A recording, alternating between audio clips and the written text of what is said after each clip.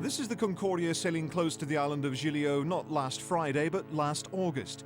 So it wasn't the first time the illuminated ship had put on a show for those on shore.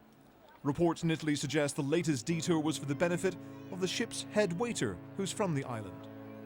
You agree the voyage, the captain signs that off prior to the commencement of the voyage, and you will be expected to stick to that. But to just willy-nilly sail off your voyage plan makes a bit of a nonsense of the very idea of voyage planning.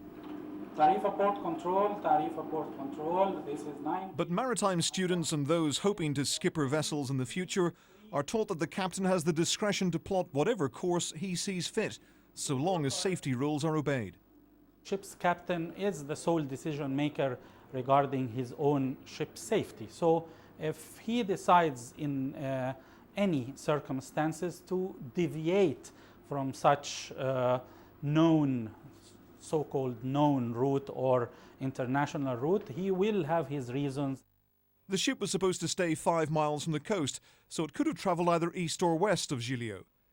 Nautical charts showed the depths around the island. We've enhanced the colours for clarity. The captain should have known to steer clear of dangerously shallow areas. He claims he was 300 metres from the island when the ship struck an uncharted rock. The Italian prosecutor says it was more like 150 metres. We don't talk in terms of meters at all. I would keep away 2 miles if I were commanding such a big ship from any hazard of whether it's shallow water or rock. Ian and Janice Donoff were on the cruise because it was their honeymoon. They say that what should have been an orderly evacuation quickly became a free-for-all as the ship began to tilt. You got on the ladder and were pulled off, you know, by somebody who wanted to get in front. After people realised that the lifeboats were going to work, I think there was panic.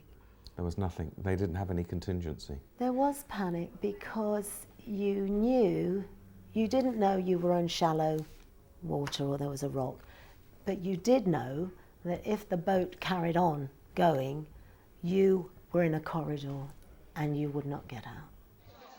Every cruise ship has an emergency plan. There are weekly drills to demonstrate it, but experts say that even in ideal conditions, it takes an hour to assemble passengers.